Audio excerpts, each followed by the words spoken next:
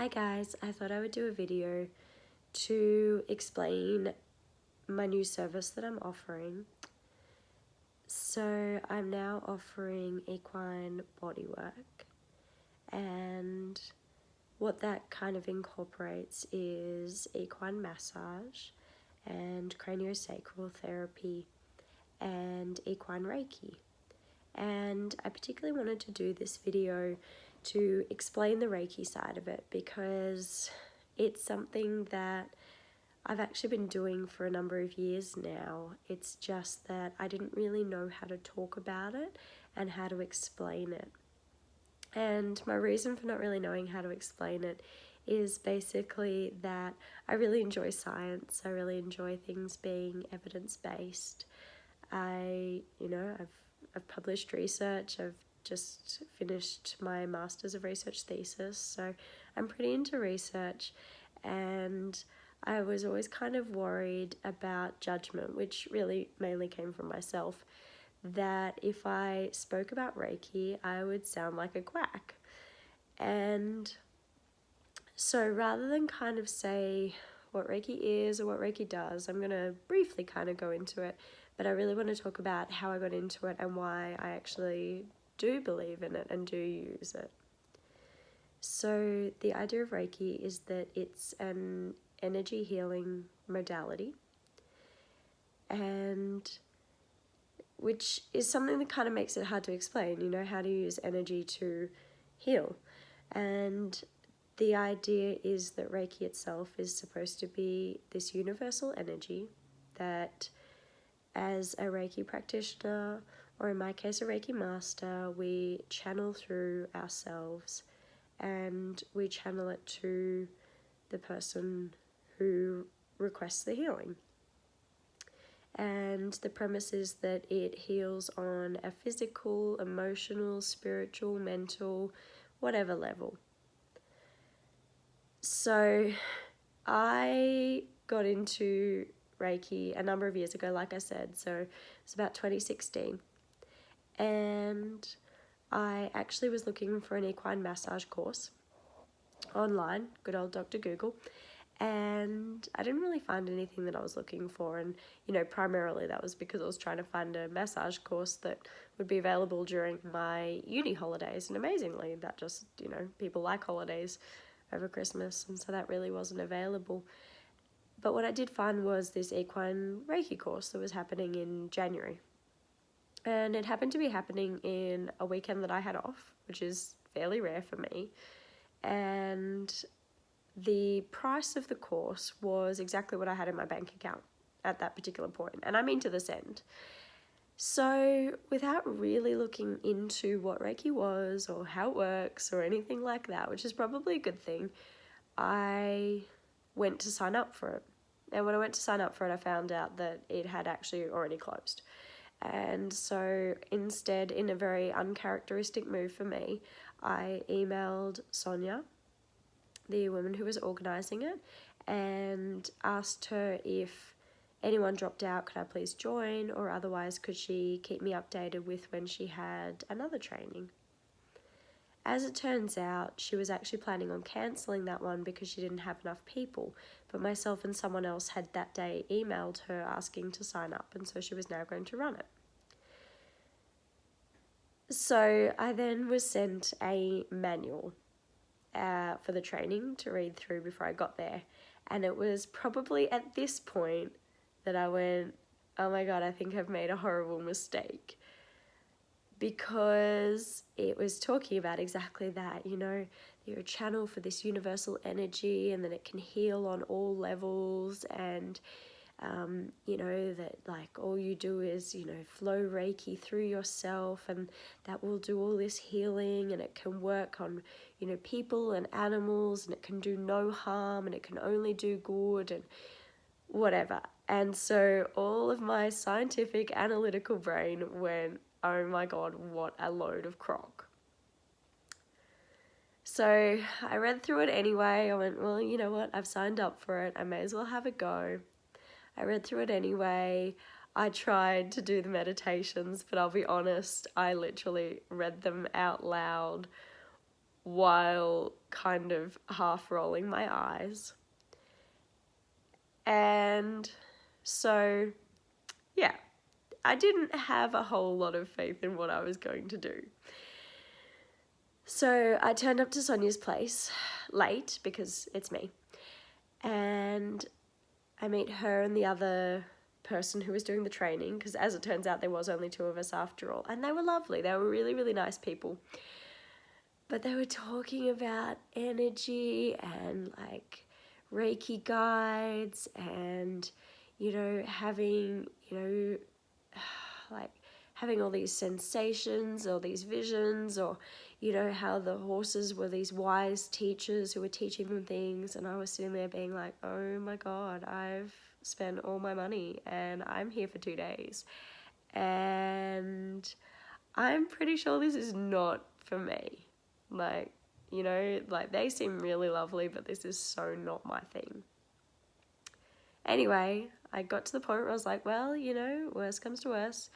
I've got a weekend away and I was having a pretty tough time in my regular life. So I was like, well, it's a weekend away from my regular life with very little, you know, phone reception. So that's nice. And these 2 people seem nice, even if the stuff that they're talking about is a little bit crazy. So that's fine. Anyway, so we got attuned to level 2 that morning, and apparently the other person who I was doing the training with had already been attuned to level 1, but Sonia had gone to attune me via distance prior to the training and found that I already was. To which I went, aha, that's nice. I don't think so. But anyway, so we got attuned to level 2, and apparently that was a big deal that we did that on the morning of the first day. But anyway, whatever.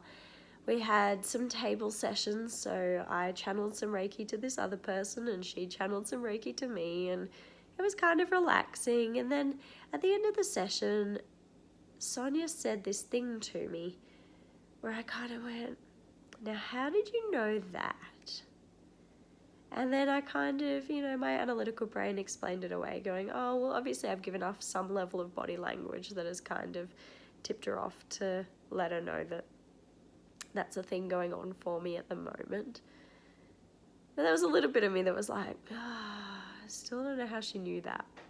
Anyway, so then we go out to work with the horses and we walk out, and her lovely horse Romeo walks up, and Sonia says, okay, like, who of you is going to work first with Romeo? And he walks up and he, you know, kind of puts his head on my chest and kind of rubs his face, and both of them go, oh, well, it's definitely you. And I was there being like, yeah, I'm pretty sure I just have like the word sucker written across my forehead, and he figured he could get a scratch from me. Like, I don't know if that really works, but okay, sure, I'll go first with this thing that I don't really understand. So anyway, I go in the round yard with him, and he eats like a horse, and he has a drink like a regular horse, and he swishes flies, and then he kind of has a little doze, and apparently that's a sign that I'm doing something.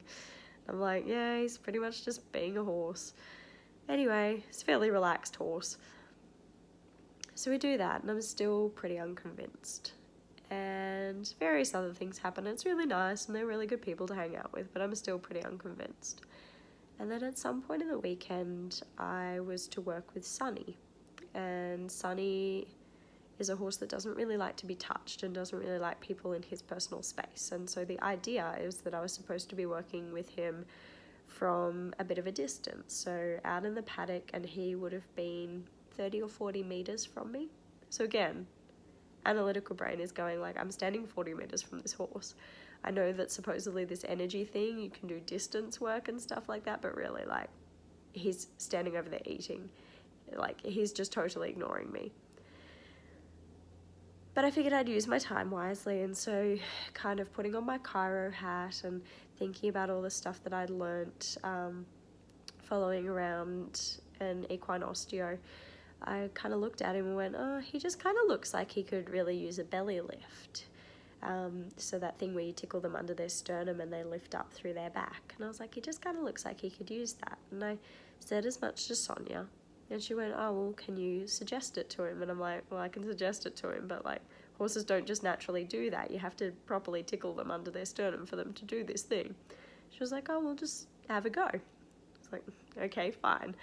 I'll just mentally stand here and think about this horse doing a belly lift and see if it would like to do that.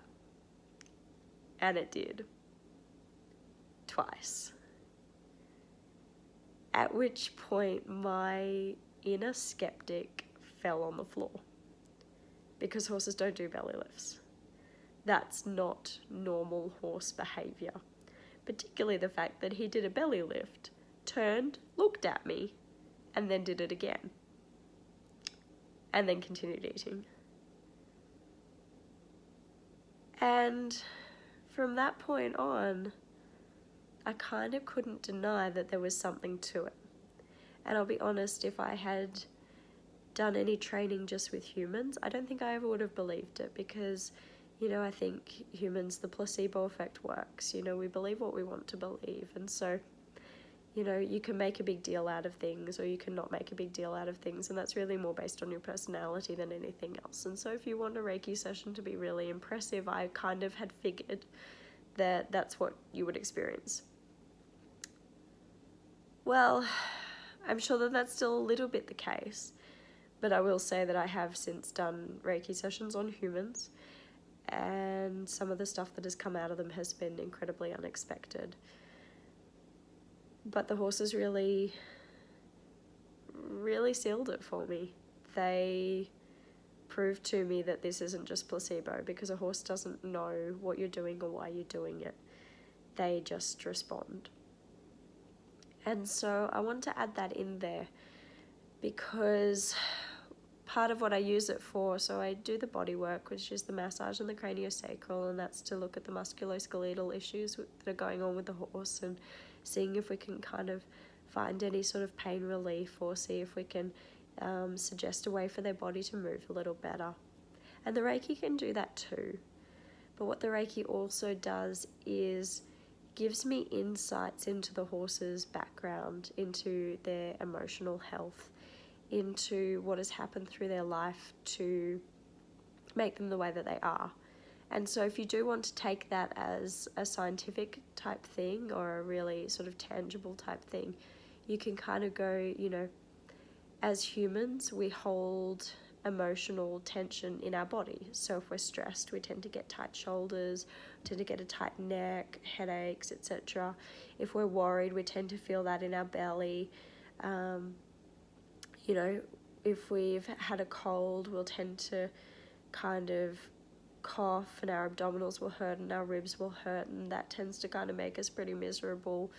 If we've held on to chronic tension for a really long time, we end up with this increased muscle tone, and it changes the way that we move and it changes the way that we stand. And the same kind of thing, when we're depressed, when we have anxiety, it changes our morphology, it changes the way our body works.